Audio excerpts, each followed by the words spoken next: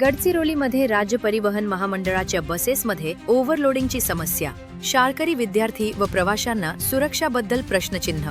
गडचिरोलीमध्ये राज्य परिवहन महामंडळच्या बसच्या सीटची संख्या 44 व अधिक आणि उभे 11 व त्यापेक्षा 5-6 जास्त नागरिक एका बसमध्ये प्रवेश करू शकतात. मात्र बस फेऱ्या कमी, चालक व वाहनांची रिक्त पदाअभावी तसेच पद भरती न केल्यामुळे नियमाला डावलून मर्यादेपेक्षा अधिक प्रवाशांना बसमध्ये घेऊन जाण्याचा धक्कादायक प्रकार सुरू आहे. आज सकाळी गडचिरोली अहेरी बसमध्ये मर्यादेपेक्षा जास्त जवळपास 80 पेक्षा अधिक प्रवासी बसमध्ये बसले होते.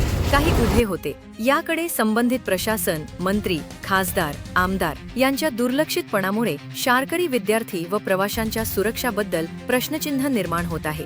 बस फेऱ्या वाढवून आणि रिक्त पदे भरून प्रवाशांच्या सुरक्षाबद्दल गांभीर्याने विचार करावा, अशी मागणी सामान्य नागरिकांकडून होत आहे. यामध्ये वाहक व चालकांची काहीच चुकी नाही.